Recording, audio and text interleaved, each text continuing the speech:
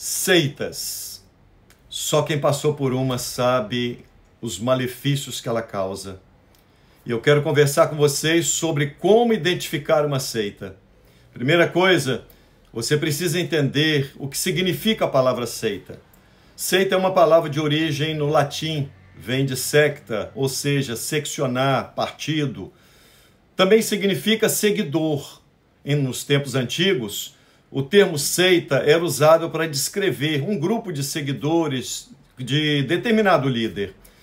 Só que no contexto religioso, esta palavra descreve grupos que se afastam de doutrinas sedimentares da história do cristianismo. Isto é, este termo seita é utilizado para caracterizar segmentos religiosos que compartilham de crenças que diferem da tradição cristã, de toda a história da igreja. Isso devido seus líderes criarem os seus próprios princípios doutrinários. E várias dessas doutrinas criadas por esses líderes de seitas acabam por negar verdades absolutas do cristianismo. A ressalva que eu faço, antes de continuar explicando o significado de uma seita e como identificá-la e os malefícios que ela causa, é dizer que existem pessoas sérias, honestas, nestas instituições chamadas muitas vezes de cristãs, mas que são seitas. E eles estão ali entendendo que estão fazendo o melhor para Deus. E eu particularmente creio que a seu tempo Deus haverá de libertar essas pessoas, essas pobres ovelhas, porque pertencem a Ele. Na verdade, essas pessoas que estão nas seitas são vítimas de um sistema que está desconectado da história do cristianismo e desconectado da própria Bíblia, sob o argumento que tem pessoas especiais que recebem coisas especiais de Deus nesse momento. Apesar de várias seitas se utilizarem da Bíblia em seus sermões, mas geralmente costumam tirar textos dos contextos para justificarem os dogmas criados. É comum você ver líderes das seitas rechaçarem críticas das pessoas e começar a criticar todas as demais igrejas. Apesar de muitos pensarem que Deus está naquele lugar, se você olhar o fruto, você vai ver que tipo de árvore é. Em geral, os membros de uma seita, eles não reconhecem que estão frequentando uma seita. Estão convencidos que ali é o lugar certo. Essas pessoas costumam seguir o líder por considerar ele um portador de uma verdade absoluta que ninguém tem, porque afinal de contas foi essa mensagem que ele imprimiu na mente das pessoas. E eu quero dizer para vocês, eu vou pontuar 14 características que evidenciam uma seita, amados irmãos. E eu faço a seguinte pontuação: para ser considerado seita, não carece estar identificado com todas as características que eu irei mencionar. Primeira delas, vamos aqui, a cada uma. Primeira, as seitas têm outra fonte de autoridade além da Bíblia. Costumam colocar em pé de igualdade a Bíblia com os escritos de alguém, com os documentos, com revistas, com livros, ou mesmo com a fala de um grande líder, do seu grande líder. Como exemplo, eu cito que se um líder afirmar que a Bíblia serviu no passado, mas hoje a Bíblia não serve mais, e ele tem a solução para isso, isto é, uma evidência estupenda de seita, caracteriza a seita. Segundo aspecto, um tipo de pregação que enfatiza a denominação e não a pessoa de Cristo. Até falam sobre Cristo, mas Cristo vem a reboque. A mensagem principal é que Deus fez e está fazendo neste lugar algo que ele nunca fez em nenhum lugar.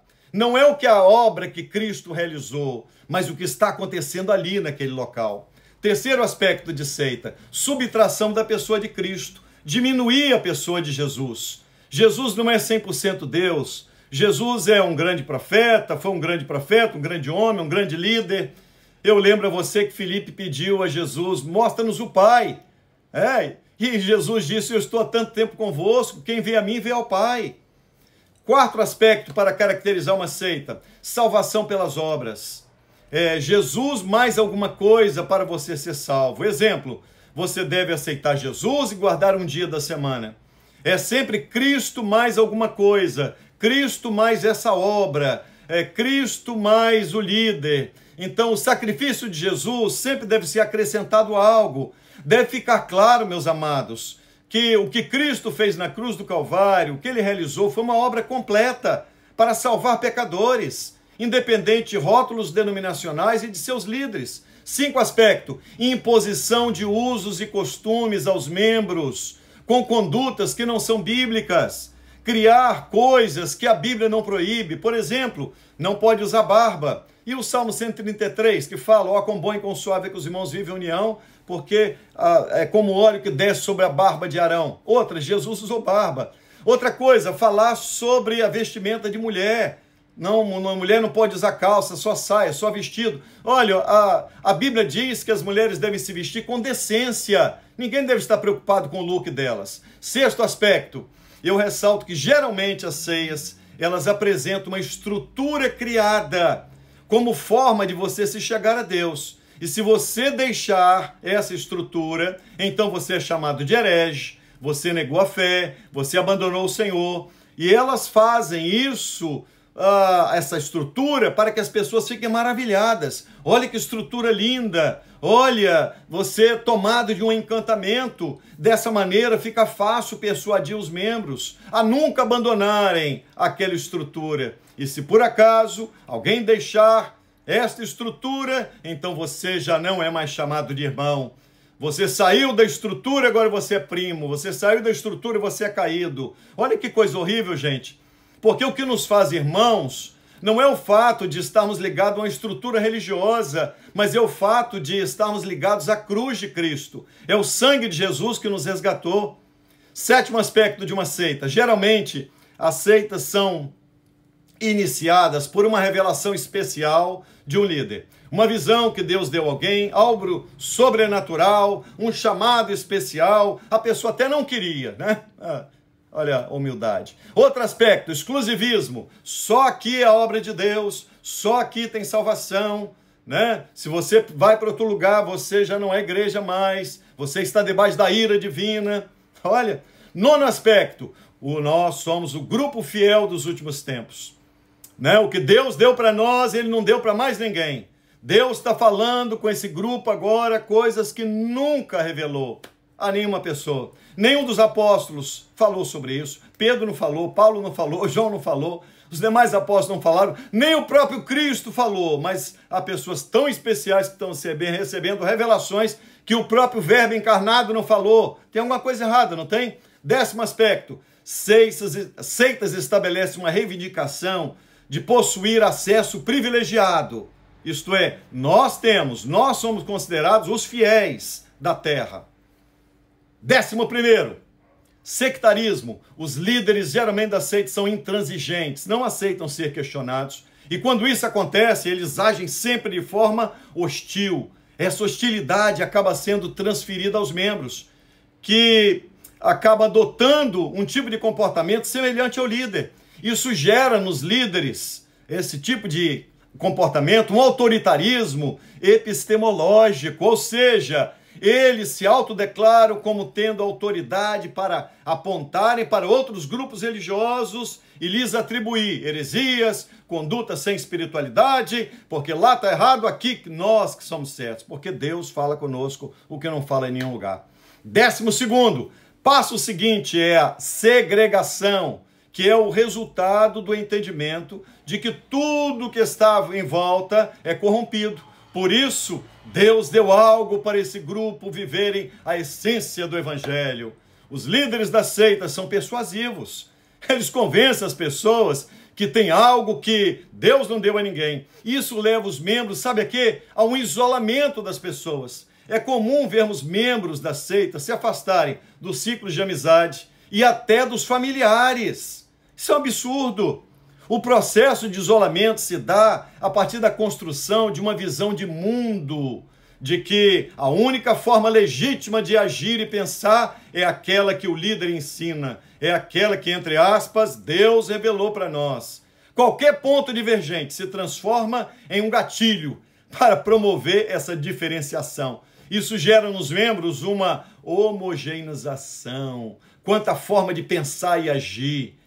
Em vários casos, eles criam um vocabulário próprio e praticam a autoadulação. 13º, embutir na mente das pessoas o medo. Se você sair daqui, você está perdido. Vai perder a salvação. Ao invés de pregarem a palavra de Deus, eles apresentam testemunhos de pessoas que saíram e se acabaram. O avião caiu na cabeça da pessoa. Contam histórias macabras para amedrontar e impedir pessoas de saírem dali. Olha, exemplo, se você sair daqui, você vai ser amaldiçoado, o carro vai capotar, você vai pegar uma doença grave, olha, você vai morrer, o avião que você pegar vai cair. Essas tolices. 14º ponto, usam a ignorância das pessoas, isto é, não pode ouvir outros pregadores, não podem ler outros livros, não podem fazer teologia. A ignorância sempre foi e continua sendo a melhor forma de dominação. E os líderes das seitas são mestres em dominar pessoas. Como eles fazem? Isolam as pessoas. Como eles fazem? Eles tomam todo o tempo das pessoas. Você não tem segunda, nem terça, nem quarta, nem quinta, nem sexta, nem sábado, nem domingo. Você sempre tem uma atividade, você sempre tem um compromisso, e quando você não tem, eles te oferecem um cargo, e dali você está preso com esse cargo, e se você não cumprir com as determinações, você vai perder o cargo, e a pessoa acha que quem deu o cargo foi Deus, então não posso perder, e por isso eu preciso me submeter às ordens, ainda que não concorde. Eu não sei se você já participou de uma seita, e eu peço que você interaja comigo. Você já viu alguma coisa semelhante? Se você viu, comenta aqui sobre esse assunto, porque essas são características que evidenciam seitas. E outra coisa, só quem passou por uma seita sabe o prejuízo que ele levou. O prejuízo, olha, prejuízo emocional, prejuízo de famílias desagregadas, prejuízo de filhos desses lares que não querem nem saber de ser crente, não, meninas que não querem saber de casar com pastor, porque olham para o pai que é pastor, ou o pai que é um diácono, e é um grosso, um ignorante em casa, estúpido, enfim, ignorante com as pessoas, mal pagador, não tem testemunho lá fora, mas tudo que ele tem é aquele títulozinho. Então ele se acha assim, a última bolacha do pacote, sabe? Mas a família que sofre. E ele não sabe o malefício que tem sobre os ombros dele. Quando ele acordar, o prejuízo já é grande demais. Essa é uma realidade de seita, gente. Quem nunca passou por lá não sabe desses malefícios. E, na verdade, você só vai descobrir o tanto de prejuízo, o tanto de malefício que as seitas te causaram só bem no futuro. Conheço pessoas que não fizeram curso superior, pessoas que não estudaram porque tinham seu compromisso, e se deixassem, se fossem estudar, não poderiam cumprir com as determinações, e aí não cumprindo você ia ser tirado, enfim. Então, na base da pressão, abandonaram, sabe? Abandonaram os sonhos. E isso eu estou falando de vida profissional, né?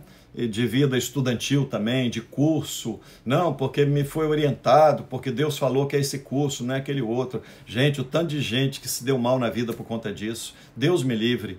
O meu Pai eterno, como é que pode, sabe? Tanta dominação, tanto prejuízo. Olha, falei de vida estudantil, falei de vida profissional, falei de matrimônios. Você sabe que existem várias pessoas que casaram porque, entre aspas, Deus deu uma revelação que era para casar com fulano, não com Beltrano. Pronto, o desastre aconteceu, sabe?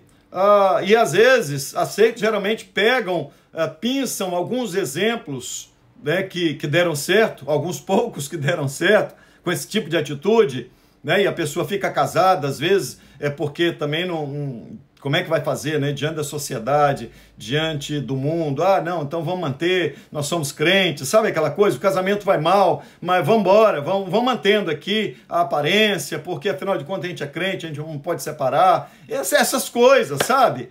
Mas o malefício é grande, o prejuízo é enorme. sabe? Porque não é apenas o fato de separar, é o fato de viver mal. Gente, eu falei aqui, ó, prejuízo familiar, prejuízo de marido e mulher, prejuízo na criação de filhos, pais que não têm tempo para os seus filhos, sabe? Porque a igreja prende, segura e a pessoa não tem tempo para mais nada. Por quê? Porque tem que ocupar a cabeça do cara. O cara não pode pensar em nada, só pode pensar naquilo. De tal maneira que ele coloca uma viseira e ele vê só aquilo e aprende aquilo enquanto o líder vai colocando coisas na cabeça da pessoa e pronto, a mente formatou, já era, filho. Já era. É um negócio difícil. Só o poder do Evangelho de Jesus Cristo para libertar. Não tem acordo. Quantas pessoas estão sofrendo? Quantas pessoas estão amarguradas? Eu me lembro de uma pessoa que saiu de uma determinada seita, que ele só saiu, a filha dele, até é engraçado esse caso, a filha dele estava grávida e ele ficou imaginando, não, mas se eu sair agora, o bebê pode nascer defeituoso, né? Aí ele me confessou depois, e ele confessou assim já em tom de brincadeira, mas ele diz, rapaz, aquilo entra na nossa cabeça de uma maneira que eu só saí depois que nasceu o meu netinho, e depois que eu vi que ele era perfeito e tudo mais, eu fui verificar se estava perfeito tudo, e só depois então que eu tomei a decisão de sair. Pra você ver como é que a mente é formatada, sabe? Os maiores absurdos acontecem exatamente aí. E aí, o que você acha disso? Comenta aqui, comenta aqui. E o que eu quero dizer é que seita não se restringe a uma denominação. Existem várias denominações religiosas. E aqui eu estou pontuando características de uma seita. Eu não estou falando do nome de nenhuma delas, né? Mas você pode olhar cada uma dessas características e identificá-las. Identificá-las, né? Geralmente, eu falei já nessas 14 características listadas, que a liderança não aceita ser questionada. Você questionou, meu filho, você está execrado, pronto, não tem mais nada para você, sabe? Tira o cara de tudo, vai ser colocado no limbo, não tem o que explicar, né? Você não entendeu isso ainda, você tinha que ter entendido, então cala a boca e fica quieto, né? Se você quer realmente permanecer nesse lugar. É assim que a banda toca. Infelizmente, o Evangelho de Jesus Cristo é algo completamente diferente. Não há nada mais precioso do que você conhecer a palavra de Deus. Por isso, procure uma igreja bíblica para frequentar. Creia que o Senhor Jesus Cristo foi Ele que morreu na cruz por você. E o sangue derramado naquela cruz foi por você, para comprar você, para arrancar você das garras do pecado e das garras do diabo, das amarras do diabo, dos grilhões do diabo. E Jesus Cristo, que é o Senhor da glória, o Todo-Poderoso, é Ele quem cuida da sua igreja. Ele conhece quem é você, Ele sabe da sua estrutura, Ele conhece tudo que se passa na sua mente. E Ele é um Deus compassivo, misericordioso, mas um Deus amoroso, né? Um Deus que trata as pessoas não como as seitas costumam apresentar esse Deus. Não é esse o Deus da Bíblia, em hipótese alguma. Deus te abençoe, que a graça de Deus te sustente. Se você gostou desse vídeo, compartilhe. Vamos fazer viralizar esse vídeo. Eu conto com você para que pessoas sejam libertas, o nome do Senhor seja engrandecido e o verdadeiro evangelho possa resplandecer, trazendo luz a essas mentes cativas por uma liderança maligna. Forte abraço. Não se esqueça, compartilhe.